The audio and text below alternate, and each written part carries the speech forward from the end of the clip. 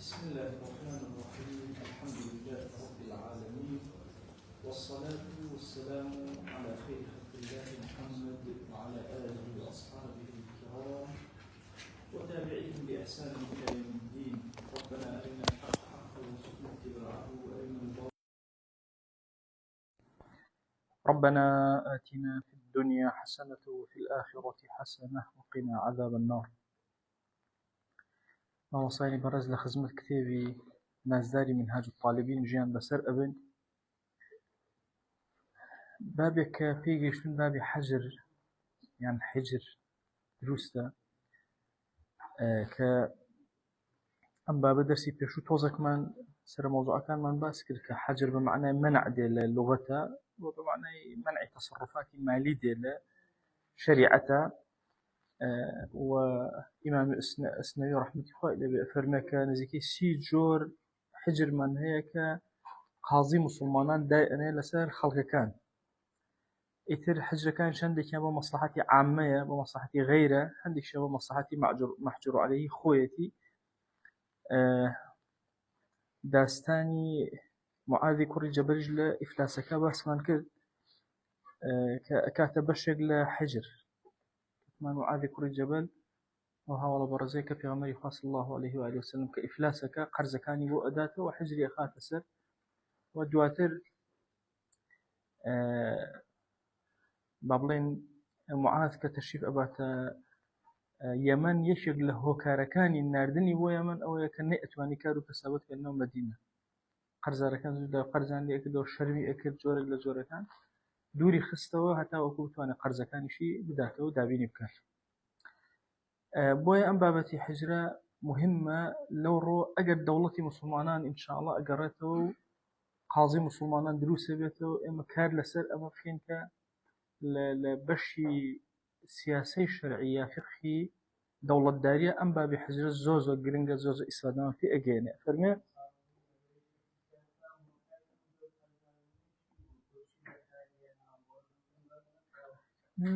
أخوي بابتي قرض جاري وهي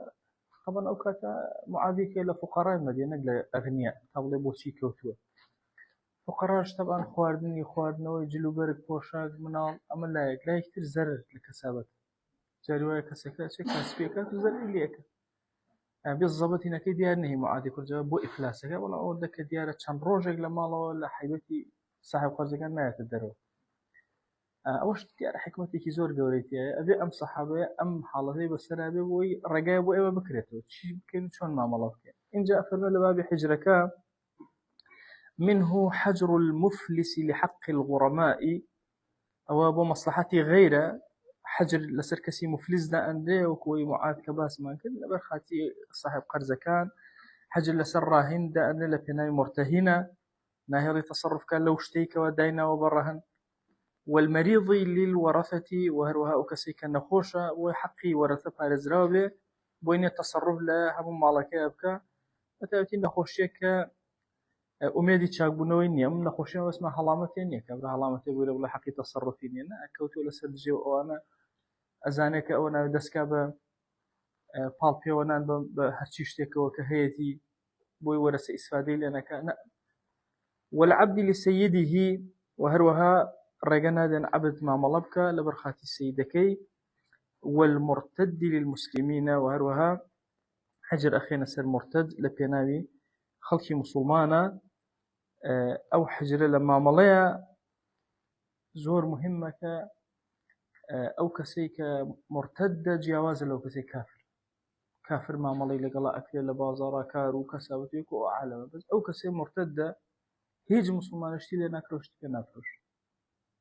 وطبعا زور مهمة أو كسيك توشي ارتداد به يعني بعام مسلمان تك هموش تيجي ليكن شو هالقراوته أحكام زور قصة همو أحكام قصة كان وسم مرتدة أدري بوي كافريش أصلي هي توشي هرجورة ما مالله شيء لقلا كي دروسه بس لقلا مرتدة ما مالله ناكريه و قبلين قاضي إيمان داران إعلانك كفلان يكون فلان مرتد التواو يقوم آيش بينافرش هيج ما مالله شيء لقلا ناكر يا أوتا قرأته بودين يا أوتا دوركيوتو لمسلمانا ولها أبو أو كعرزم بالنسبة سي باب لوجه أو باباني أو باساني تيابه نك بابي السربخو أو بو مصلحتي غير بو مصلحتي خوي لمصلحة المحجور عليه ومقصود الباب أو مقصود باب كمان أم بشيانك محجور عليه بو مصلحتي خوي أم كسخوي أفرمي حجر المجنون والصبي والمبذر حجر أخينا سر كي سر أو كسي الشيطة نازاني ما ملكا أو كسي منالة أتا بالغ به والمبذر أو كسي كوا تبذير أكا مال بزايا أدا تبذير مسرف جوازن مسرف أكري كسابت كات ولا بازارة بس مبذر خوي بذور بتوكان أو تلك أي وشيني كأنما أو مالوش تبذير بوجه القرآن فإن المبذرين كانوا إخوان الشياطين والله إن الله لا يحب المسرفين مسرف جوازا بوي حتى لو بت إسراف كسي إسرافي كلا حجر خير سرق مني زور كانت باسي فقيرة كده لو خلاء أجتنا النبي الله فرا كس فقيرة كل باري زكاتين لخو إجابة جلو أو دم بيدوسي وإسراف إيش كانت توقع شيء بسيط تو متابع زكاتي قد أجد شيء ليه وكي مشكلته أو زور أو خلا زور يتبردستان والله ما صباب شم سلاجيش يا مبكر تو هكذا شيء بس لو كبره كاك لو تجلي النبي لو شيء قرزار به وحصل فقير بين خوتشون ما والله كبابيك مسرف يجبي ما حجرين أخي ناس حق ما نيوسر بس مبذر به بزهاين مثلا من الله كان فارك أسوتين الزكاة نادم خون بو يسر فقام أو مبذر حجري أخي هذا السر بس أجرها مبذر زور جواز إلا مسرف بس كان مسرف بحشي مسرف فقير شو مسرفش نابي والله عربانا بيني فقير وهاتي تشجلي أنا سر السرة يعني بعيد دولة ملكي أما خواني واسازناك ما خواني بسره شلون تصرفي أكاد شلون أي خوات شلون بكاريني إنجا فبالجنون تنسلب الولايات واعتبار الأقوال ويرتفع بالإفاقة أفرمي بابتي شيتي لإنسانا لقل شيد بو تنسلب الولايات حتى شي ولايات هي اللي ورجيرت طواب عقلي للدزدة هوشي نما وأمكسا يترتو طواب حتى شي اشتي وليا بسر من الله ونامني باوتي كشيت بولايتي بسر من الله مني فتوانا كتشيكي بابا شو نخير حموشتكي رأيي لي إنجا اعتبار الأقوال هيج قولك اعتباري في ناكريك الشيء هيج قولك نبو شخصي خوي نبو غيري خوي حمود يجنون طلاقي شكشما وليكي أبي طلاقي بو بدا طلاقي نكاحي اعتباري هرشي أقوال الشيطة ناكري واضحة أو أفرمي تنسلب الولايات واعتبار الأقوال ويرتفع بالإفاقة لقلت شاقوي هم أشتاني لسلا أشياء شويني كوي اعتنالي بخوا مدة الشيد وكافي جان ولاياتي نية وأما لقلت شاقبونوي اعتبار بو همو دقيقي قولك أكري وبو همو ولاياتي أكري أو مسألة الشيد مسألة الصبي أفرمي وحجر الصبي يرتفع ببلوغه رشيدا حجر الصبي شونا طبعا بيشتري باسي أما كذا كمنال ما مال النبي بكا لباب البيع على مذهب الإمام الشافعي همو ما مال منال رأجله إن جاء أفرمي بشي أو أبي يرتفع بشي لسري أم حجر لا أبين أفرمي ببلوغه رشيدا أو كاتا أتوانين كبالغ أبي بشي برشيدي رشد بلوغ ما وصلنا دوشتي زور جواز نظام هجاري باسيو رشد بلوغ ما كنت تشتر رشد زور جواز ما وصلنا هي بير أبيها الرشيد نية حقيقة بلوغه هشم منال الزور يعني الرشيدة بويا لشرع منال حوصالية أمري في أكيب النهر ممكن الرشد من الله حوته ودسفق وممكنش بير ببي هشتا الرشيد من الرشد بو هر كسيك بشوازك ما مالا لقل الرشد كياك لما رشد من هي لدينا رشد من هي لدنيايا تقريبا لجيري يعني جيري كوريا تقريبا لكوريا لا وناس كلمة حتى يسأل لكوريشا قد يقتن دابها حكم الرشيد هل هو شكل أخوانا زي وشي الرشد زور قوري يعني هارون الرشيد كفيان الرشيد كان رشيدا في الحكم بۆ ڕەشیدن في الحکمی ئەڵێن یەکشت نەبوو کە داینێ لە مەسلحەتی دەوڵەتەکەی نەبێت هیچ هەنگاوێک نەبوو لە مەسلحەتی دەوڵەتەکەی بۆیە ئەڵێن خلافەی ئیسلامی لە زەمانی ڕەشیدا ڕشتی پیا کرد بۆ ئەڵێن خەلیفەی ڕاشیدین ڕشت زۆر مهمە بابەتی ڕشت طبعا لە مناڵە جاری وا هەیە هەر لە قورئانە مەسەڵەن وإن آنستم منهم رشدا حتى لو يترى فإن بلغ 40 لا بيش الآيات كتير باسي شيء باسي جوري أكاك إنسان رشيد إيشان باسي بسوكي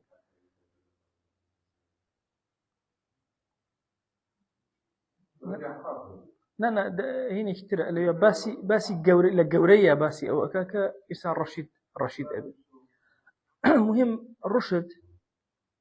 لا تشيا لجورية هي لبسوكيا هي أما بهذه الرشد زور مهمة كأما دراسي في وردي بكين رواء كان جاري وهي سيركي كسك رشد دنيوي زور مهمة رشد ديني صفر الرشد الديني زور مهمة رشد دنيوي صفر أبي الله مباركانا أما بوردي سيركين بوي أم بشا لحاجة زور مهمة تشاري إنسان زور رشد أكاتو جاري وهي كسك يعني لما سلجن هنا أنا الرشيدني طبعا لما معاوية جاي ترباسم كده رضي الله تعالى عنه شن لحكم الرشيد وأواني أزان لما سلجن هنا أنا يكلو كسان كان ناجح جن لقى معاوية إدارنا داني دوان سيان نيل طبعا يعني تصور كان أمبيا والرشيد عظيما لو بابا رشيدنا لا بابا ترى ما بنقص سيدنا معاوية نالين رضي الله تعالى عنه بەڵام هەموو ئینسانێک جۆرێک لە ناڕشتی لە شتێکە توش ئەبێت بۆیە ئەڵێن ما كمل من النساء إلا 4 وكمل من الرجال كثير چکە بۆ لە ئافرەتانە بلوغ زۆرە بەڵام ڕشت کەم ئەگەر کورتتری کەمەوە ئەڵێم ڕشت بلوغی عەقڵە باڵغیەتیش باڵغی جسمە ئەوچی ئاوە جوان بێت باڵغیەتی عەقڵ ئەکاتە ڕەشید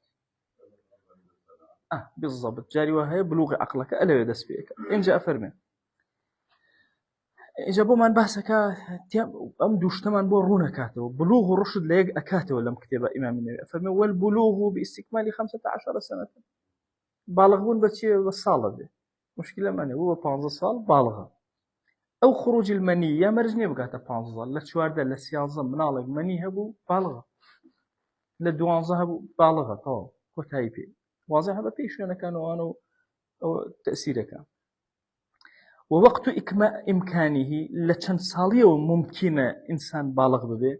أفرمي استكمال 9 سنين نوصل طوابك أزان أم نوصل لما زال يكون أنا بو أفرت بيايش زور كادو أزان بس بو أفرت لأنه أكيد حيص بيايش كورج ممكنة لأنه بالغ به في منطقة شو كان إخوان أنا بويا أول مغني أنا بدرجي باسي كردوكا أو استكمال 9 سنين ما بس تنها أفراد نية ما بس أفراد شو بيعيش فردك فأبو ممكن من عليك نويا بلين بالغة بلا كري بلين لنويا بالغة لديا بالغة مرجع إلا بقاتا 15 صال إنجا بالغة إنجا أفرمي ووقت إمكاني استكمال 9 سنين ونبات العانة طبعا لهندك كتابة طبعا أو أساس دوشت من باس كردو لهندك كتابة سيشت باس كردو لا حنفيا كان بتابتي الله إنسان بشي بالغ به الله بسيشت يا بقاته 15 صال يا منيها به يان بابلين مو لدوري داوين يرقبوا به دروزو أما أمس يعني مثل دليل بلوغ لما زبي خو أنا أمس هي من دليل بلوغني أو دوانا دليل بلوغنا أمس يميان شونا أفرمي ونبات العانة يقتضي الحكم ببلوغ ولد الكافر أو يعني أي كان حكم بو منالي كافر كآية مثلا شوني جاب كينو احتمال صالكي من بينالين في المال كان هو منالي كافر يجيرا مثلا آية بلوغي بلوغيني احتمال بلا سيون القرآن فضلا من يمنبيني بونمون أو بابتيك بابران سيري النباتي شعري مثلا أو منالا أكريل لكيا لو كاتي أجد منالي كافر بو من جيابته أو اشتيان ربطي بمسلمانون شباب مسائل النبات شعر ممكن جورج بهش نيد ممكن بتشوك بهي به ما نبصره بس أو لبابتي مناضي كافرة للمسلم في الأصح أصحي أقوال لما زبي خمنا أو نباتي عانية نابت الدليل بوسيبو بالغوني منه لا تنواضح أو أنصيان أو خالص زور بيم جرينجر زور كان لكتاب وأنا حتى لخطب وأنا أبي السم جاري وهي كسي باسي أكا بس أول لما زبي خمنا وتنهبوا أولادي كافر إيه كابو أجر مناضي شي كافر مثلا نازين شون حكم بدين بسريع ساي بالغي بو كان يحسب أحكام مثلا جيران بأسير أحكام مناض جواز ولا جوري يعني نازين أما بمناض حسابي ما ملي لقلاب كين نا أسيرة نا أويا نا وانيا أجا جورش مثلا أهل الشر وأهل أويا أو شون ما ملي لقلاكين فيما ناظم لما أشارنا أو حكمي أوان زيادة كمثلي نباتي عاني أوجد قولي الصحة طبعا الصحيحة لما زي خمانات توسر أو رأي تير بلام أبي زور أجمل لو بك أو مسلمان ناقرت هو الصحي أقوال أو أكثرتي دليل كانش أو يشكى تاك الدليل لو موضوعها هبه لو غزوي خيبرة غزوي خيبرة كأوكر الدليل لسر من الله كان آية أو من الله من الله يهودية كان آية كاميان بالغة كاميان بالغة مثلا نباتي عانكرة دليل أهو إيه باش وتزيد المرأة حيضا وحبلا أفرت شتيكي تريبو زيادة كن بو ناس آية بالغ بو يانا وتمانا 15 سال بين سود أفرتو هروهايا فرقناك مني درسوني مني ممكن أفرتها كم ترى لفاظة مني درس هر بالغة بفرقناك شتيكي تري بوزي هر أفرتها توشي عادي شرعي هات ما قانا خواني هبو يتر أوا عينا بأوا حسابك نرجل سري واجبه بي وبالغة حسابك ليه شكو أفرت دائما زوتر بالغة بي هل لما نال إنسان هستي بي أكا منالي كجورياترو أو ترى زوتر بالغة بي عينا حمل جاري واي أفرتك حيضي نية شكو باسي حيض ما كلوك ما لا حد لأكثري هيش ممكن أفرد بهر حيضي نبي أي شيء بكين الدليل أول ممكن حيضي هيش نية منيش نية نو صالة ده صالة حبلي أبي منالي أبي سكي أبي لكن الدليل لسر أويكا أو أفرتا بالغ بو واضح أو شونا يعني بويا حبلك اللي حيضك جيا كردو واضح حمل وحبل يجمعنا نا حبل وحمل يكش معناه يعني والله حبلا يا حملا هركات أو حاملة أكا فرقنا واضحة شونا أو تحيضا وحبلا مشكلة ما عندي أو واضحة أو بابشين سر رشد أفرمي الرشد شيء أو إسا أتمنى منال كي إما حجري لسلا أبين هم بالغ به هم رشيد به أو زاني ما شون بالغ به أي شون رشيد به أفرمي والرشد صلاح الدين والمال أو دوشت مال لما سليم مال الدنيا لما صالح به الدين للدين داريا صالح به شون لدين داريا فلا يفعل محرما يبطل العدالة عدالتي خوي بارزة حرام نك كعدالتك بشكينه أول لوائم بوما دركه كالرشيد ومن الله خوي أبارزة حرام نزيكي ناك كبزانة تأسيل سا عدالتك أو أنا هوش دارة أو أنت عقلي بياكد والرشيدة قناه هناك كبزانة عدالتي أشكي برياد أدين السرويك أم من الله شي رشيدة لدينا أي لمالا شون ولا يبذر أو تبذرناك بأن يضيع المال باحتمال غبن فاحش في المعاملة بويك بشيء مالك بفوت يعني أويك سور أزاني أليرا زررك زور جورك فاحشك لمعاملك كشيء شيء سور أزاني إيك زررك كشيء هذا شيء برواك جاري وهما أيام قمار يا ينصب كرين ونازم شيء أما حموي أو كسان كالرشيدني كالرشيد بقد أوناك كتنزيكي أو سانك أو دليل أو كالرشيد ماليني أو كس هجاري وهي والله نكون مسؤولي وهي نازم ده دفتر شو أنا أدورني جيجي والرشيدني والله زورك لو أنا هو نابن رشيد نابن مقابلاتهم خاندو الله ولاد بتشي ويرانا ده الله بكوري مسؤولية ويرانا بکەن نە ئەزان دنیا بکەن نە ئەزان سیاسەتیش هیچیان ناکەن سیاسەتی ماڵی خۆشیان پێ ناکەن دائما ساقەتی نقصان أفرمي ولا يبذر بأن يضيع المال باحتمال غبن فاحش باشا في المعاملة سوء أزاني أو معاملة أو السوداء كيكا أو صدر أزانك أكويتيا زوري زرك كشيرة شيكا أو رميه في بحر يا باري بدس خاتنا دريا أو إنفاقه في محرم يا أشل حراما أو باري جواني سرفك هموي أو كوابو أكاتا شي أكاتا أو كالرشد مالي نبي أمكسب والأصح بلام قولي أصح آوايا أن صرفه في الصدقة باريز وسرف كل صدقة ووجوه الخير أنواع خير والمطاعم ناني زوري خوار أنواع وأشكال وجلي زوري سيرسيري لبركل التي لا تليق بحاله بحال يجنا أشياء كرشي فقيه قرب سرد شو كراسي كريو بينجورا باشا هل بينالن شي بينالن مبذر حجر ناخي نسر واضح ليس بتبذير ديار سونا حزي لي مو شو كريت إسرافي كله ولا تبذير نكل أو قصي بس إسرافك هيك أرزم كله يا بإسراف إما حجر لسر هيج كسيك دانا بالتبذير ده يعني مالك أو نيفوتانو شيء يأتي بنانو كله يأتي بدردي تواو واضح سونا يا يأتي بجل بري كله ويختبر رشد الصبي ويختلف بالمراتب إما شون بزانين أو منال الرشيدة يعني أخو منال مثلا إيش بالغ نبو حوصلة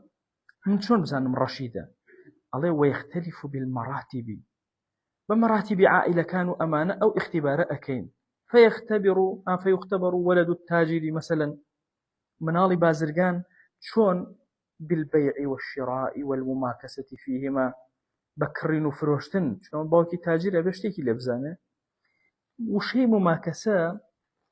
تقريبا لكليات ياوتو السوداء هاتشان السوداء بهمو بيعيك جاوتره ممكن نقولش بيوت السوداء بلام نا جير كر ماشا توزا بكم ترنابي وانو دايمين جميل توكو باوكي بالضبط هذا أمنا الله رشيد ديار رشدي فياك بأساني شدنا فروشين بأساني نايكرا كابو قيمتي بارا أزان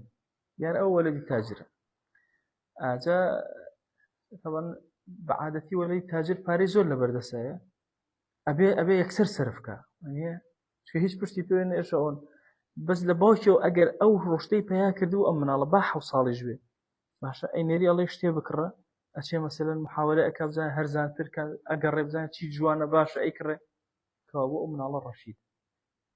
استديار الرشدي من الله بو مراتبه بو بازرقاني أهواي أي بو كسي كتير أفرمي وولد زراعي أي أجر منالي بابلنا كسي وكشتوكالي أكل جوتيارك شون أفرمي بالزراعة أشي زراعتك أم زراعتك إيكا مثلا خريجي أبي أزانك كاتي تو شاندنا وشي أكاو زيك شون أكيلا شون أبي أداو ديار الرشيدة أمنا الباحة وصالج أزاني وأيضا والنفقة على القوام بها نفقه بارلة شيا سرفكا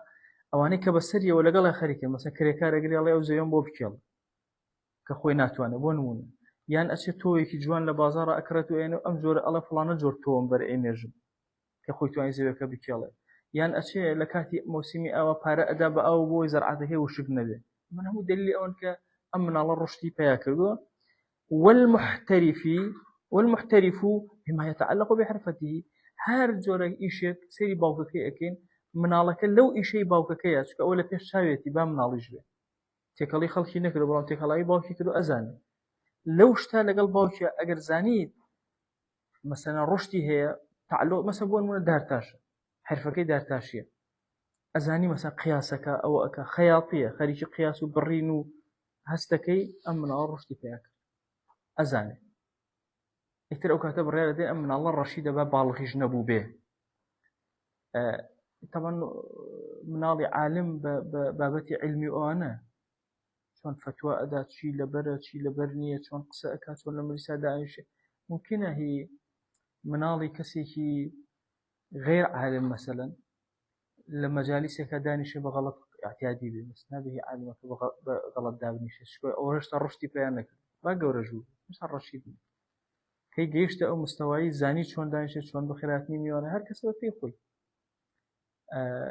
مثلا مناڵی دیوەخان زۆر جیاوازە لە مناڵێکە لە دیوەخانی نەبینیوە لێ مناڵی دیوەخان ئەتەکێتی بەخێرهاتن و ڕۆشتن و چی و ئەمان هەموو تەسیر ئەکا لەسەرەوەی ئایا ئەو مناڵە ڕەشیدە یان نە بەوا بۆ دەرەکەوێت جا ئەفەرمێ والمحترف بما يتعلق بحرفته هەر کەسە بەپێ خۆی ئیتر ئەوەی پەیوەستە بە حرفەکەی خۆیەوە لەسەر ئەوە بڕیار ئەدەن ئایا مناڵەکە ڕەشیدە یان نا ئەی چۆن بزانین ڕەشیدە بووە یان نا ئەڵێ والمرأة بما يتعلق بالغزل والقطن ئافرەت بەوا ئەزانین ئایا چەند چنین ئەزانێت طبعا ماوەسان فەرمایشتەکە فەرمێکی ضعفێکیشی تێیە والله أعلم ئەفەرمێ مناڵەکانتان فێری سیباحەتەکەن کوڕەکان سیباحەت و ڕیمایەت و ئەمانە ئەی کچەکان فێری غزلیان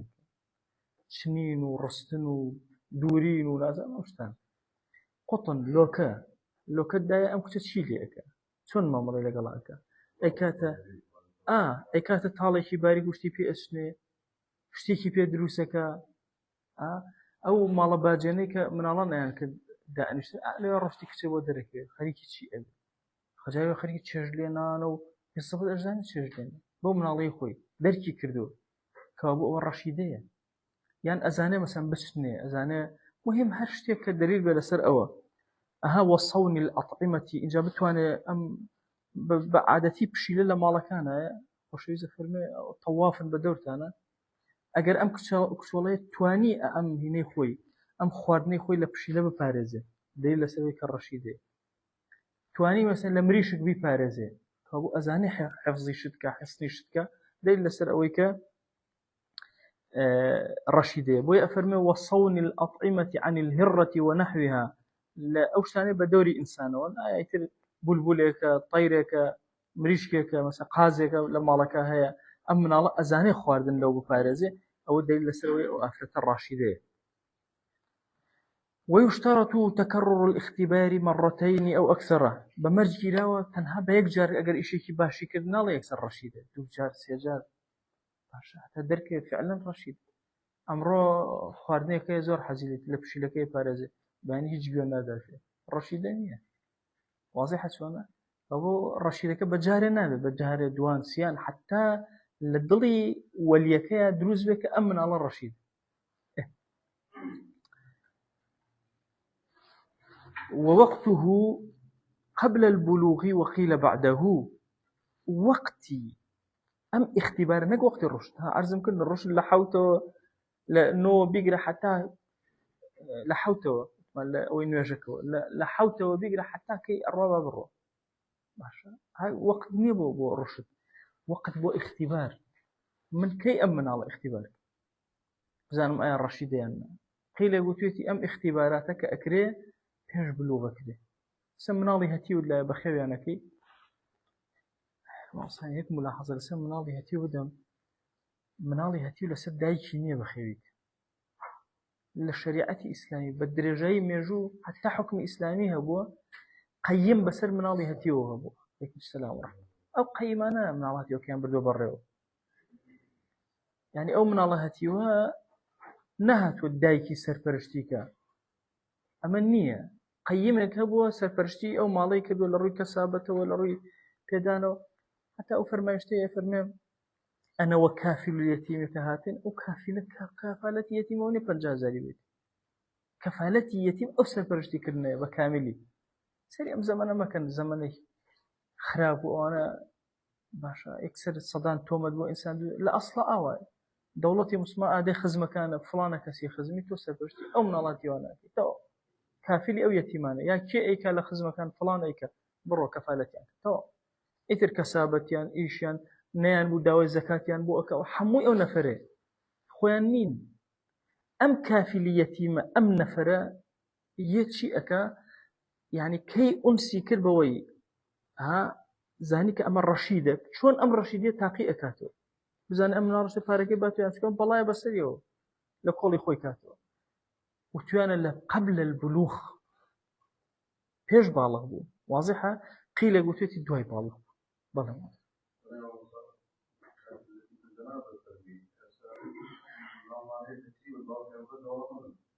اللهم كان ينهى بالكتاب والتأخير أو قال وقال وقال الأستاذ والله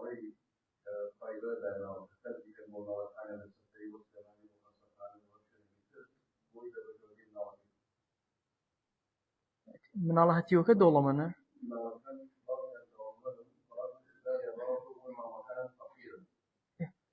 بۆ لەسەر مامەکان واجب نییە کە خۆیان دەوڵەمەند بن لە ماڵی خۆیان سەرفەکرێ بۆ خۆیان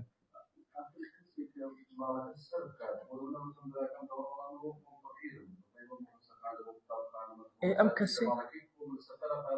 هێنان لە پارەی هەتیوەکە سەرفەکە ئیمامی عومەر ئەفەرمێ چی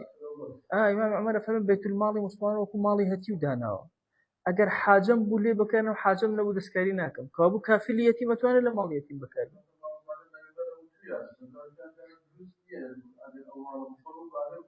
نا ئەو ئەکلی مالی یەتیم ظڵمەنە ئەوەی تر کە سەرپەرشتی ئەکا بۆی هەیە حتا دەوڵەتی ئەگەر کابرا فەقیر بێ مەسەلەن ئەو شتە زەرری لێ بدا لە کار و کەسب بۆ ماڵ و مناڵی خۆی دەوڵەتی موسڵمان هاوکاری ئەکا ئەڵێ کاکە ئەوەندە لە ماڵی ئەوە بۆ تۆ بەمەرجێ بڕۆ ئەوە سەرپەرشتیان کرد دروست هیچ ئیشکالێکی نییە نانیان لەگەڵا ئەخوا لەگەڵیانە دائەنیشێ ئەیان با بۆ سەفرە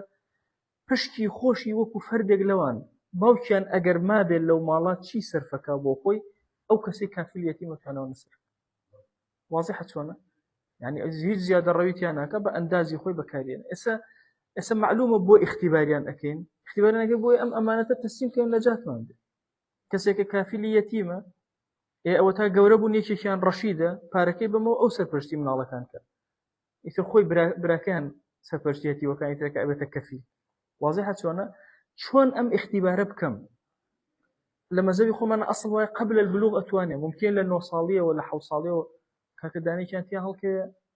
لەوەچ لە کافیلەکە زۆر زیرەکتر بێت لە کار و کەسابەتە دەبی دەرێ ماڵەکەی بەرەو نەجات بێت ئایا چۆن ئەم اختیبارەکەی مثلا قاضی مسلمانە چۆن ئەم اختیبارە بڕیار ئەدا قبل البلوغ ئەیدا قبل البلوغ بۆی هەیە بەڵێ قیل وتت إلا بعد البلوغ بۆی هەیە ئەگەر نا ولي أمر نية كافليتي مرجنية ولي الأمر ممكنة ولي أمر بهنا جار ممكنة شلون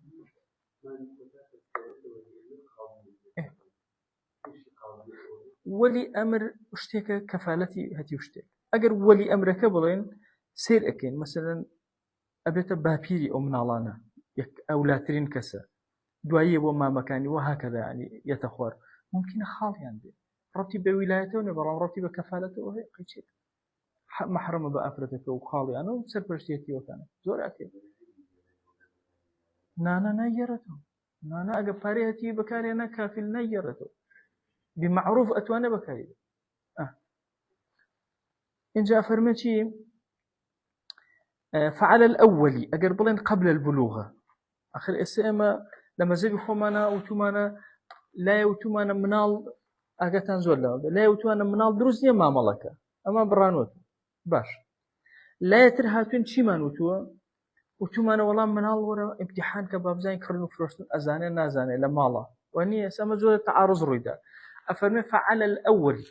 أجر بلي قبل البلوغ لما زي بخومانا لا يصح عقده عقد كيدانا مزري بل يمتحن في المماكسة امتحانك ليه أي بي هذا برو لو بازار دي دسكا بالسوداء كردنو جير كردنو أمانة لما فإذا أراد العقد أجر جيشت أوي مع ملكان رخصتو جيشت أوي كما ملكك شيئك عقد الولي وليكي عقدك أكا نجم نالك فهو من نالك ما ملك أكا جيشت عقد شي عقدك أكا وليكي عقدك أو واضحة شون أو بوي إشكال ذهن دروز نبي بوي أو يفرمو مماكسة لا بو بيع مماكسة لا عقدك في نفس النكاح من الله صالة ده صالة ومعاملة مماكسة سوداء كردن بابلن بكردي أفرمي أو تو أو جاء من منالك من هي هتي وبون منا يعني بعام طبعا اتكالين هتي وما بس من أو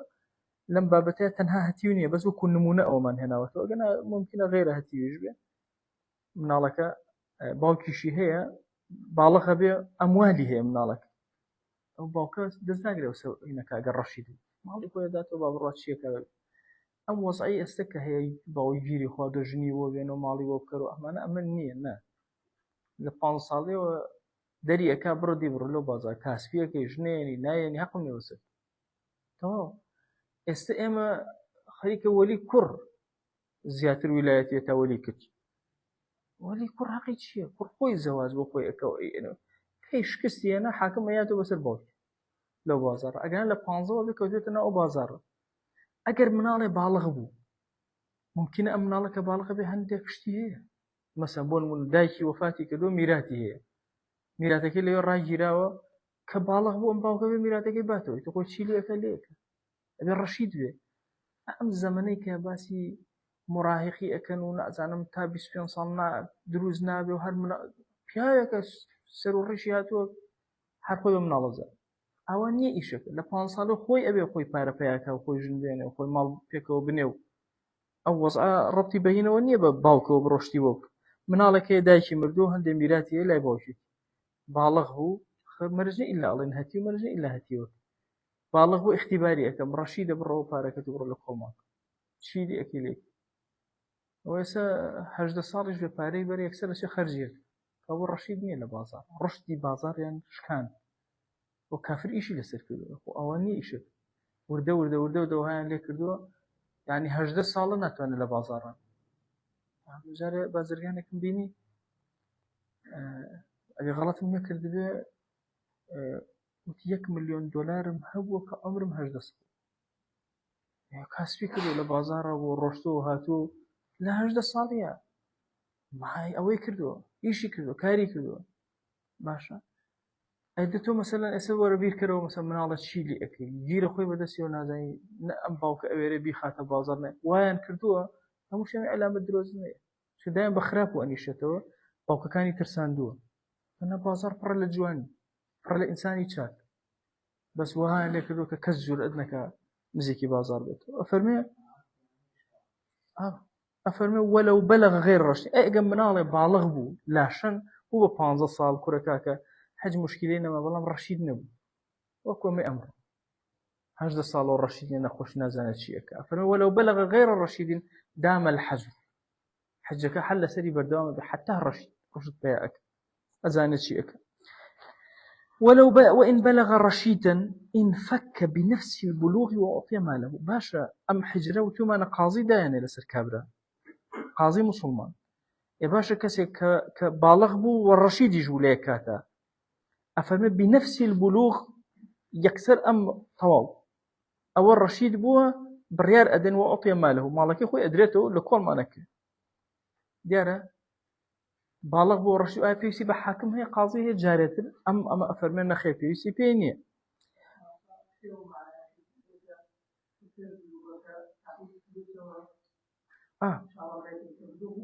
پارەکە ئەدەیتەوە ئایا پارەکە کە پێی ئەدەیتەوە پێویستی بە حاکمە ئەمە ئەڵە پێویست ناکە وەقیلە قیلی ئەڵێ یشتەڕەت فەک القاضی ئەبێ قاضی ئیلا بڕیار بدا لەسەر هەموو مناڵێک ئایا ڕەشیدە ڕەشید نییە لسري لا أبا لسري لا نابا قاضي مسلمان برأي لسر فلو بذر بعد ذلك كاكهات أو تحجر ما لسل لا برد عيبي نبو رشيد ودواء ودسي كربة تبزير كردن حجر عليه أمجارا حجري منالي لسل لا شو حجري تبزير كوتسي وقيل يعود الحجر بلا إعادة ناشي توب ولا قاضي راستوخو حجر أخي تسري تو أبو واضح أو ولو فسق لم يحجر عليه في الأصح بفسوق حجر أخرة سري لا حجر ناخرة سري بفسوق حجر ناخرة سري سلاتان واضحة شونا مثلا كابو أجر من على كان تبزيري نأكل لما لو أنا طلع فاسق عرقي أخوار دو ما عرقي أخوار دو كرة جواني أدا خو أنا فاسقة به مثلا أشو كومله كو كردو غوراني موراني أنا وثار شتيقلو بابتان أما بفسق أما حجري خنس حجنا خنس أو فاسقة لدينها أو لبازار الشيطان باش بس فاسقة لدينها باش وحجنا خنس واضحة أما تبذير مالك حجك خنس كابو أو أقصيت شيء أجيني أما وتومانا الرشيد صلاحي الدين صلاحي ماله ئێمە بۆ بەشە دنیایەکە سەلاحی ماڵ حیجر دائنێن لە بابەتی سەلاحی دینا خۆ ئەمە بە زۆر دینداری پێ ناکەین خۆی دیندارە دیندارینێ جەهەنەمێکیەوە واضحە چۆنە ئەوە یعنی ئایا ئەگەر کەسێک با پرسیارەکە ئاوا لێ بکەین ئەگەر کەسێک لە ماڵ و شتا زۆر مەزبوط بوو شەیتانی ناو بازاڕە باشە بە زمانی هەولێری جاڵکەڵە شەیتانیایەکە زۆر خەتەرە زۆر وریای ناو بازاڕە باشە بەڵام لە دینداریە لاوازە و زەعیفە و ئەمانە ئەحکامی دینداری شتێترە ئەوە شتێکی معنەوی کەسەکەیە ئایا چی بڕیا لەسەر دەدەن ئەوە بە ڕەبتی بەچی ئەو هەیە بە مەسەلەی حجرەوە نییە کە ئەمە حجر ناخێنە سەر کەسی نادین حەقمان نییە سەری با فاسقش بێت لە بازاڕێ و لەوچێ فێڵکە لە خەڵک لەوەچی ئەو بکە پێی فاسقە بێ بەڵام ناهین ناکە کەی زەری لە خۆیدا و زەری لە غێردا ئەو کاتە ئێمە قەراری ئەوە دێن ئێستا ئەگەر دیقەتتان دابێ شەریعەت ئەو کەسەی کە زیادە ڕەوی ئەکا لە حەقی خەڵکە ئایا حەجی خستە سەری عقوباتی تری هەیە حەج ناخوان سەری چکە ئەوە ئەچێ ماڵی غێرە هێنێ بۆ خۆی ئەمە هی خۆی ئەدا بە خەڵک ئەوە شەریعەت یەکێک لە مەقاصدەکانی چییە کە حفظ المالە چی ئەوە حفظی ماڵی کەسەکە ئەکە حفظی ماڵی غێریشەکە بەس غێریشی وا لێ کردووە من حەقم نییە بەسەرتەوە خۆ بڕۆ چاو بکەرەوە لەو بازاڕە کەس نەو خەڵەتێ بۆ خەڵەتانی کێوتی نەچی مامەڵەکەی ئەو کاتەکە شکاتەکە چەنێ ئەو محازەوەی خۆی ئەوە محازە لۆچی خۆی حەجی بخۆینە سەر بە کەڵکی سەوداکردن نایە مناڵ دەتوانێتی تۆ بخەڵەتێن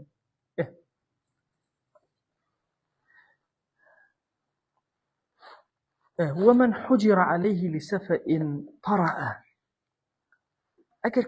کەسێکی عاقڵە یعنی هیچ مشکلەیەکی نەوە کوتو پڕ سەفیهە بێ ماوەسایان سەفیه لەگەڵ مەجنونە لەگەڵ کەسی صحیحە سەفیه لە بینایە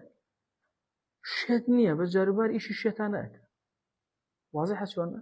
بۆی ماوەسای خاڵ شێتی ژیران و ژیری شێتان لە ناڵەی دەروونە سەفیه ئەفەرمون لە بینی جنون و باشە عاقڵایە ئەلەم بینە تصرفاتی سەفاهەتانە ئەکا ماڵە نازانێت چۆن مامەڵەکە لە بازاڕە شتێک لەو بابەتە پێوتێ سەفی ئەڵێ ومن حجر عليه لسفة طرأ ئەگەر کەسێک هات سەفەهێک هات بەسەریە ئەتیجاری وا هەیە لە کاسپێکە ئەکەوێت دەی کەوتن بە دوای خۆی یەکە ئەهێنێ ناوەسێ باشە فەوەلیه القاضی کێ ویلایەت بەسەر کەسی سەفیهە ئەکا خزمەکانی نە قاضی لەگەڵ کەسی سەفیهە بۆ کەسی سەفیه شێت نییە تا بڵێ وەلی بۆ دابنێن عاقڵیش نییە تا خۆی سەرپەرشتی خۆی بکە قاضی خۆی بۆ خۆی بڕیاری ئەو ئەدا کەسی سەفیه ئەفەرمە وەقیلە وەلیه فی الصغر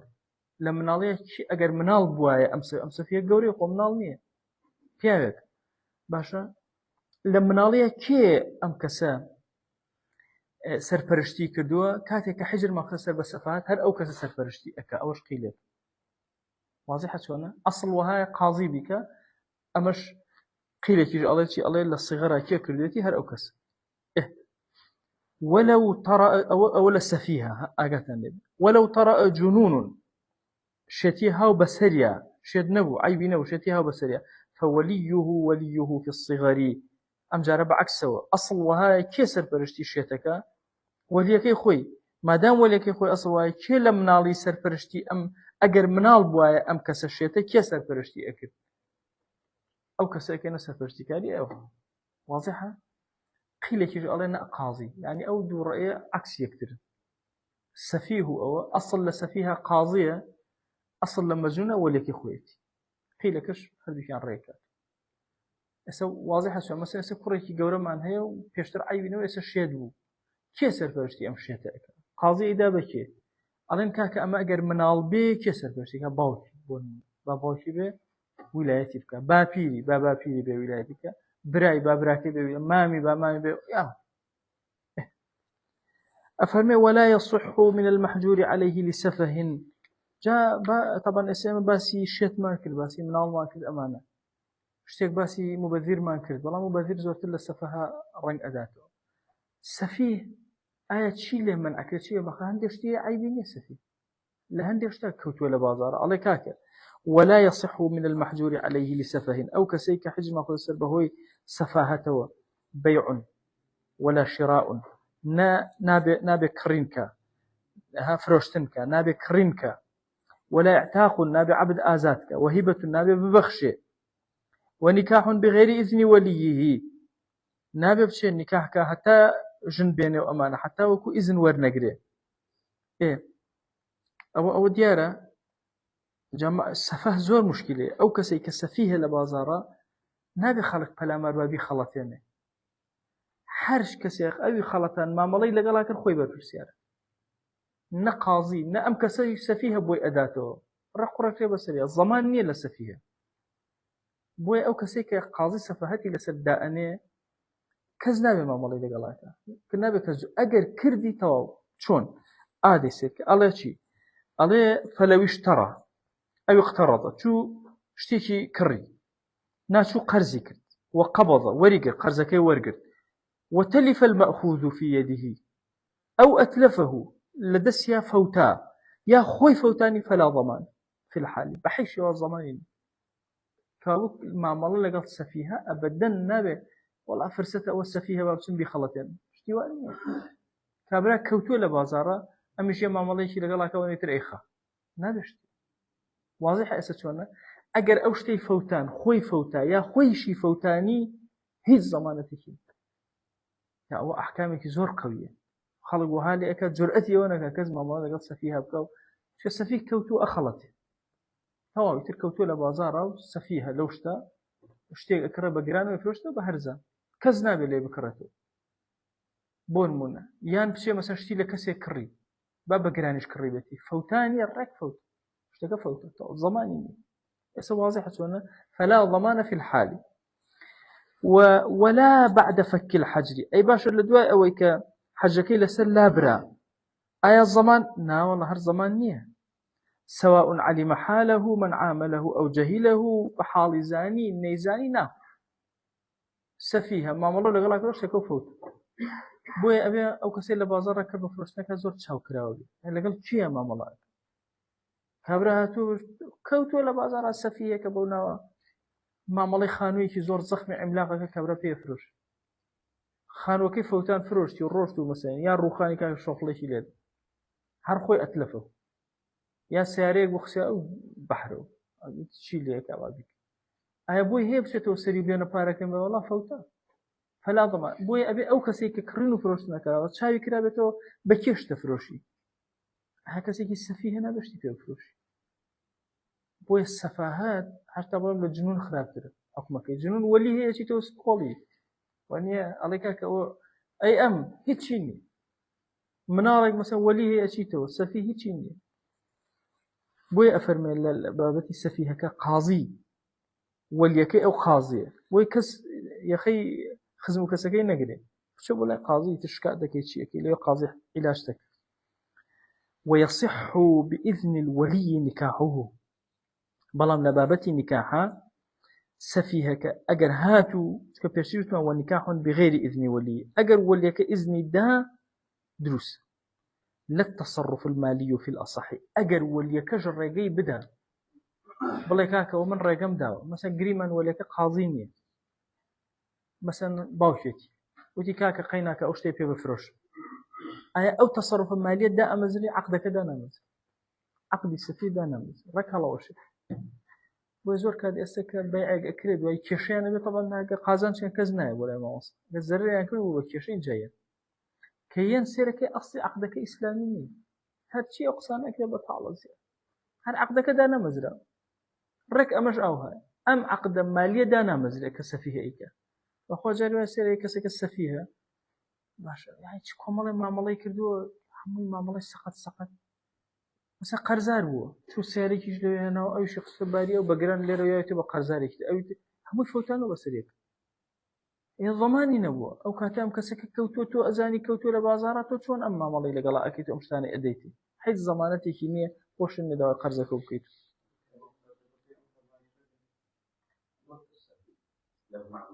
طبعا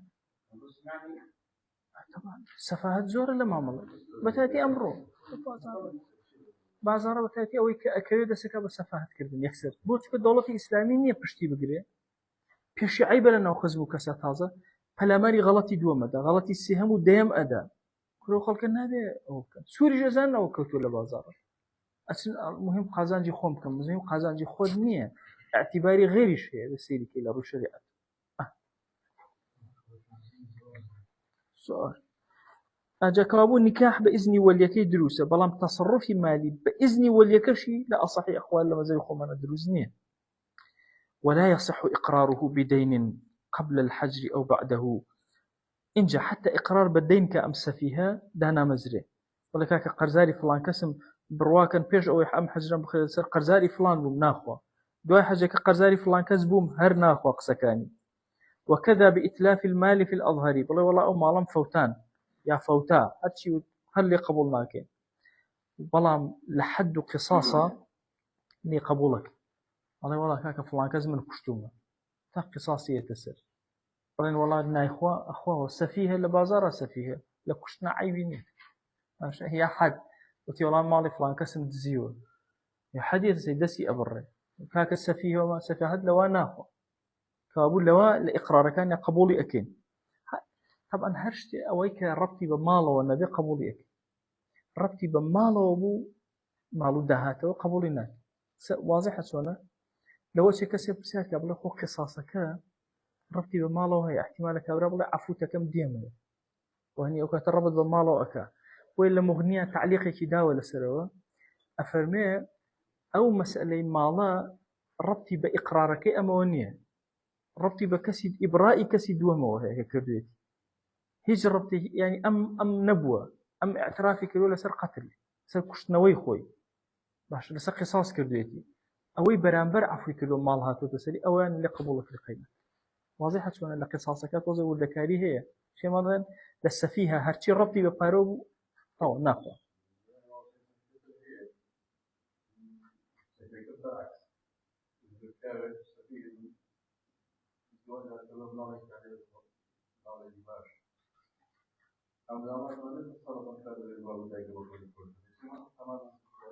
طبعا الرشيد بيقول زور طبيعي أو من الله الرشيد أو يت أشياء سرپرشتي مالك كاتو إيدي تدزم مالك لا ينتزمه قيتشيكا زور كاتي دوشيتن سيرك من الله عقله هاي مشكلة وطلاقه وخلعه وظهاره ونفيه أن سبب لعان همو أماني لقبولك أجل طلاقي جناكي دا بلا ولا سفيه طلاقنا كي يقوم مجنونية كاك سفيه لجناك عيبيني خلع كردن خلع كرد خلع إجبابتك ربطي ببارو هي واضحة بلام قبولي باركة ربطي بجناك وهي بويناك إقراري أم واضحة شونا الله مثلا خلع ملغلا كردي بهزاجنا جناك الله وقبولهم كرد يا الله خلع ملغلا كردي لوي كماريك ونكي ونونك أوندي بيزنس خال إن شاء الله خلع مكرد لما نهمو يا شي قازان جيتي فيها قازان سفيهك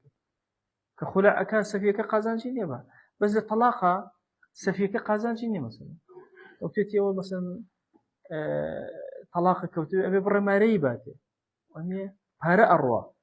بلام هر قبول يكين بو أما قبول يكين ألين أصلي طلاقك ربطي وفارك ونية بحقوقك كلا سريتي أصلي طلاق بس ربطي وبيوندي جنو مرداتي وهي من اللي منعناك اللي جاء بتو أول شيء بصرفك إذا أوكاتي وكسي سربرشتيك أو أده ونفيه النسب لعان بمسألة لعان نفي النسبي مثلا منالك لما الله كان يخويك اللي بابت لعان طول التفصيل مثلا يأتوا كان جار شاهدي أداتو هذا مزجوته لنا ومحراب ومنبرا ولبردمي قوم الله خلقه نفي الله ومن الله مني باشا جنك أنا أو لا بابا أو حالة هذا سرقوي بابت اللعان أقل لعاني كدروس تكسي سفيه بلا سفيه لعانك شداء مزج وحكمه في العبادة كالرشيدي كروكو الشيد نية الشيد آخر عبادتي شي لسهل جيرا ومن العبادة شي لسهل جيرا لبش الدين كالين برا عبادة ناك لبش ماليك شالين كاك جان رشيد نية وسأوناك بس أمس فيها النقبة لما لك أو ما مالي لك لكن لعبادتها رقوكو قورا ما مالي لك لكن نيجناكي كشتن زكاة نادي بزور واضحة شونا همو أحكام كان سبحان الله لبابتي حج لسدي واجب بيت شي أوه وحكمه في العبادة كالرشيد لكن لا يفرق الزكاة بنفسه. فرق الرشيد ويا ما والله كي لبس عبادة بس مسألة الزكاة يا أخوي زكاة وزكاة وسفقير أنا كسفيها نازل ناهرين إنجا. وإذا أحرم بحج فرض أجر شو إحرامي بس بحج فرضك أعطى الولي كفايته لنفقة ينفق عليه في طريقه للرجاء حجك بارنا دي بخوي دقيقة سرفيك يي كسي أجري كسي أمين كافيا أشي في زبوي بكر سرفي كبول برسيبو تيكيناني لفيشي وبكرو فوزي أي جاربال دريو طاو بيبو بيهن واضح شلون أما حجي فرض ها حجي فرض إنجا بلام وإن أحرم بتطوع شو لداخل هون أحرامي بس لبيك اللهم حجة بس يفكروا والله سو حاجة سنتك الليرة بوان هي منعي كان أفرمي وإن أحرم بتطوع وزادت مؤنة سفره على نفقته المعهودة أو سفري كأيكر زياتري سفك لو كليرة بو بون من الليرة هم رجع 10,000 من داوتي بون هون لحاجة كشهر 10,000 سرفكا إبا برو ليه بيخوا ليرة بيخوا هريفشت برو كاكي كمر 10,000 هي نفرق نكر رجعان 10,000 يبري حتى ينوه بابرو با تطوعيش بكيشن بس أجر زيادة كربو بيانزا نهارين برو تيارت شو أنا أقصك أو تأفرمي وإن زادت أحرم بتطوع وزادت مؤنة سفري على نفقة المعهودة أو كعادة من في وقته باشا ألم كاتيه هشتا فللولي منعه هشتا بويه منعك فللولي منعه أي أتواني منعينك بالله ولي كتوان بلوك برو عيني بارس بس أجر زيادة واجب منعك كما السفيه يسوى واضحة شلون إنجا أي باش أجر منعي كرشي بكا كشيتر ما مدرسين أجر منعي كرشي بكا أفرميه فالولي منعه هو المذهب أنه كمحصر أو كسوايا كأشبه حج إحصار ريلي أجيري لحج لو كانت شفه أبي حيوان سرواني زال ما زخون دو قول إسباسيك أما واضح كابو إن جاب الله يكتري بسره هنا فيتحللوا إحرامك إشكينه كإحرام إشكينه بحيوان سر بريه قلت بلا إمام النبي أفرمي أجر لما زبي خو معنا وتمن أكريه كسيق نيبه مفلسة مثلا حيوانك السر بري أكريه بالرجوبية لبري أوا أفرمي أما واجبي أكين لسري أمس فيه ما دام وإحرامه بإذن بسوا دبر بالرجل أو الحيوان بسر نابر أجر هذا أفرميتي قلت ويتحلل بالصوم أشياء أو تحلل بشيء كحيوان سر نابر إحرامك أشكينه بالرجوع به إن قلنا لدم الإحصار بدل أجر وتمان دم إحصار لما زبي خومانا بدل شيء أي تنها هر خوان سربرينا كنية أجر نيبو خوان سربري بعد الرج بالرجوع به ألين قيناك ما دام بدلك موجودنا ألين قيناك نقدر رج بالرجوع به طبعا هو تفصيلات زورة حيوانك وتمانا مثلا أجر حيوانك دز نكوت إما شيء أكين لبدلي أو مثلا شنك أو دمشت خواردن ترتيبك وانية مثلا أو ترتيبك أي ألين أي أجر خواردنك شيء نبو أو ندرج بالرجوع باي مدة أمش بعين الشواذ بلا سيداني حاكم شيء لسداني بيزروج سيروج شنك لسيداني الله برا أو نرج بالرجوع لأنه ممنوع من المال بو لبروي أم ممنوع على مسألة مال صرف كرن أو الليرة بزمي كناية ومال صرفك لو وقت يكون هذا ما يعني شيء حسب التوفيق يخوي كاتو شتك ما نقول بخوا كريديس كي هو راسك بس بيروكل كريديس حسب التوفيق يخوي كبس عايب زرك جاري وهي سفي آواء بس فن أي أبو يبارة سرك بلا موضوع كتير هي أي أجر أمس فيها للرجاء كسبتك وها هبو مؤني خوي زيادة لما مؤني خوي بها أكردو يعني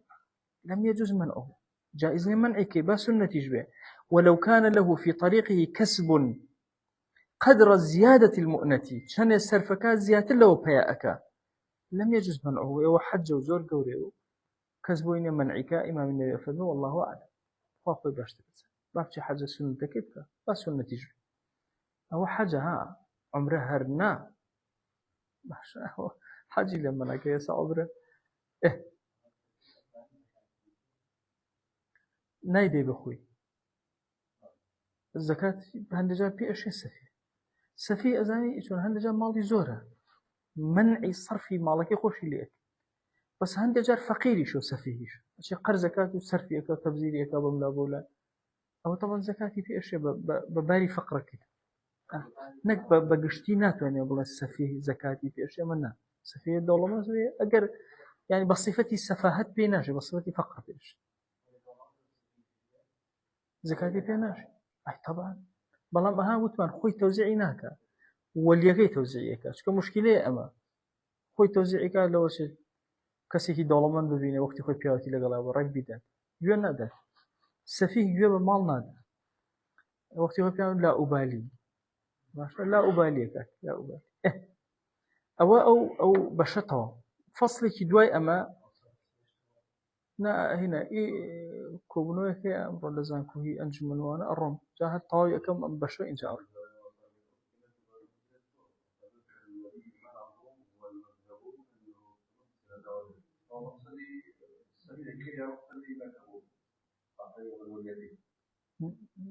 ناهینەکە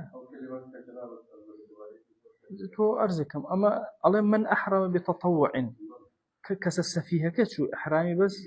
بۆ سنت بەڵام زادت مؤنة سەفەری ئەوە فەلیلوەلی منعه منعێکە وەلیەکە والمذهب ئەی باشە کە منعی کرد چی بکەن تازە ئەحرامی بەستۆ نیەتی هێنا وتمانە عیبادەتی دروست ئێوە دامەزرا عیبادەت ئێستا چۆن منعیەکە ئەڵێ منعەکە وەکو ئەو کەسە وایە کە ئیحسارە کرێ ئیتر منعەکە ئەم وەلیەکە منعی کرد عینی ئیحسارە ئەی چیەکە فەیتەحەلەل و ئیحرامەکە ئەشکێنە و حیوانە سەرە بڕێ ئەم ئیحرامەکە ئەشکێن قەیناکە ئەخر ئەم ئەشکێنە بەڵام وەلیەکە لە ماڵی خۆی هەبێ حیوان ماڵی سەفیهەکە حیوانە سەر بڕێ بەڵام ئەفەرمێ ئەگەر ڕۆژومان لە بەدەلا دانا طبعا هو اختلافێ لە مەذهبە ئەصح کامەیە ئایا ئەکرێ لا بدەین یان نا ئەصح ئەوەیە کە لا نادەین بۆی ئیمام ئەو شێوازە وتوتی ئین قولنا ئەگەر وتمان ئەگەر تەرجیحی ئەوەماندا بڵێن پارە و مەسەلە با بڵێن خواردن یا پارە یا ئەمانە لە جێی حیوانەکە مەرج نییە حیوان بێ ئەکرێ ئەوە بێ و ئەوەش مەرجێ ئەکرێ ڕۆژوش بەدەلی ئەوە بێ ئەو کاتەڵێن با بە ڕۆژ حیوانەکە سەر نابڕێن ماڵەکە زەرەر بدا ئەچێ ئەڵێ مادام نیەتی تەطەوع هێناوە نیەتی تەطەوع بێنە لە سنەتی ڕۆژوو مادام حاجی سنەتەکەی ڕۆژی سنەت بێت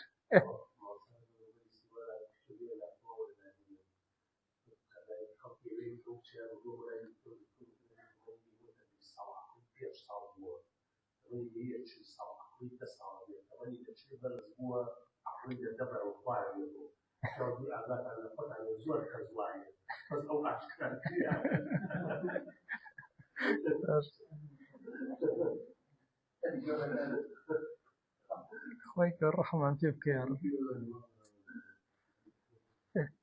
فصل بخوا إنسان زور دعابك لكاتي بيريا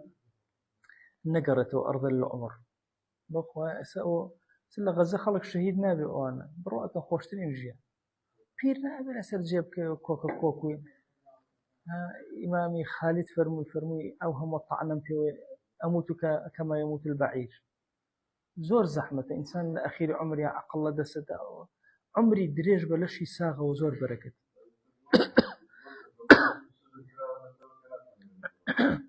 طبعا بس ما وصل عفوا دائما يشغل الدعاء زي سجن يعني خذ نتوى خذ شو خذ نتاج خذ بورد شيء ولا دعاء كان يبيع رمز شو مهم يعني الإنسان حتى يعني أجر رواك الشخص أو الشخص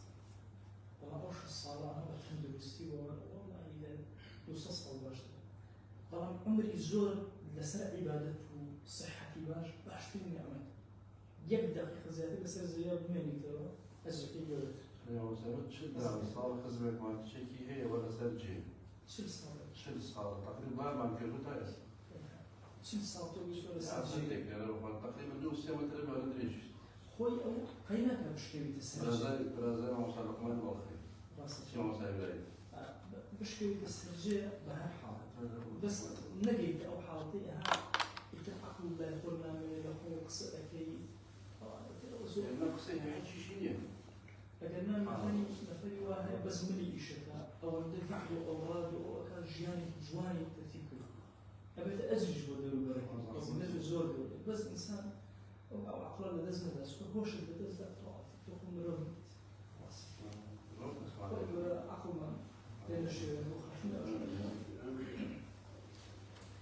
كي ولايتي من الأكان أنفصل ولي الصبي أبوه يحكم كز أولادين باقي إن جاء جده لكن ثم ناشب من الأكان ها وصيهما زور ونزل وقول لك أبو أواني من ولي الصبي كي باوك إن جاء باقي إن جاء وصي أوان كيان دانا وسكرشتي أم الله دولة أو كسوس اعتيادية مثلا باوكا كل سنة مرقا بيجي لبراكان يالي كاكا تو وصي أم الله كسبوين مثل أقول لك إيش أم الله أيوة البلوات كسبوين أو دانا ووصي يان باقي أبيني أم الله ولدنو أنا وقركي مبيو شو بيجي لبراكان يالي وسكرشتي نابا برايشي يالي نابا دراوسيشي يالي لكاكا تو وصي أواني ثم القاضي لدواء ما لا يبغى براكا سوء أشياء قاضي ولا تلي الأم في الأصح هذا اللغز ولايات بس المنعود دايك النية وزورك بالتصرفاني كماضي هتيوي كان دايك بك وأنا غلط شو ولي ولا باجي ولا شرع شتاني بكرة وفروش أوكا شو ناتواني ولايات لغز البخومة ديار واضحة وصيته أنا وصي أبوه وجد يعني باوك وباكيرين باوك أو دوانا وصيتي أو دوانا وصيهما وصي أو دوانا مثلا يا باوك يا ما برجع هالبيشان فيكم بس وني يا باوك يا باكيرك فيش أو خوي بمري ولا فلانكس توصل يا نا أواجنا هر خوي كل جيانا على كيف فلانكس توصل سكرشتين واضحة شو أنا أقول وبيوتي وصي إن جاء يستعقل وهذا بيبقى ولي بونا مكاني مثلا كشتيات تصوير باريد وغاشتك وجشتك أولا الصحي لا الصحي مازال يقوم على دروس أو الصحيح دروس الصح أو الصحيح مازال يقوم على الصح دروس مية أو أنا وكافيتي أو كافية أبي بيرو كلام عليك من كذا بس الدرس يوم الله تعالى واضح أو شلون ويأفهمه ولا تلي الأم في الأصح أي ولي بتشيبها أفهمه ويتصرف الولي بالمصلحة هالشيء مصلحتي أو الله تعالى تابعه ممكن جزاء زرج كذا ممكن أشتكي كري وأزال مصلحتي من الله تعالى كشمالي بس مهم لو كان بين خوي وخوا لو كاتيك إيكات أم إيش جبجئك سود بزانا مصلحته وكانت أفرمي ويبني دوره بالطين والآجر للبن والجص أو معلك دوسي أكابو معلكا أذيما خشتو بهين نك اللبن والجص طبعا آجر لبنا آجر بعضهم لا أقريبا نكتو هنا قشتي قرآن هذا كاوش دروسي أو آجر لبن شيء لبن سوريك أقريبا هو سكوا جران فما بكون كشتي جران يبونك ولا يبيع عقاره أو شيء كوا عقاره أمان مثلا مال زيان هي أمان نفرش إلا لحاجة أو غبطة ظاهرة إلا من الزور بيسابع أو نقشنا بيكون أو بكاربينه أو غبطة ظاهرة يا قازانجي زور دوري أشكالتي أكل بيفرش لا بيفرش وله بيع ماله بعرض ونسيئة للمصلحة بۆی هەیە ماڵی ئەم مناڵە فرۆشێ باشە بە شتێکی تر مەرج نییە مەسەن ماڵی هەیە ئەم مناڵە ئەچێ ئازەکی پێ ئەکرێ ئەو ئەرزەکە ئەیکڕێ بۆ نمونە زەویێکی پێ ئەکرێ ئەچێ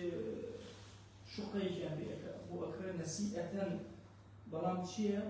ئایا ئەتوانێت بە حازر بەڵێ ئەتوانێت بە قەرز ئەتوانێت بەڵێ ئەتوانێت للمەصلحەت مهم ڕەچاوی مەصلحەتەکە ئەوەلی ئەو سەرپەرشتی مناڵیەتی بەکە ڕەنگی ئەم مەصلحەتە ئەخوێنێتەوە لەوە کەوابوو بۆی هەیە ماڵی ئەم مناڵانە بفرۆشێ ماڵیان هەیە ماڵەکە ئەڵوە پێ ئەکە لەگەڵ ئەرزێک ئیتر ئایا زەویە پێشتێ ئەتوانێت بە حازر ئەتوانێت بە قەرز وەنەسیئەتەن مشکلەمان نییە للمەصلحەتی ئەو بەڵام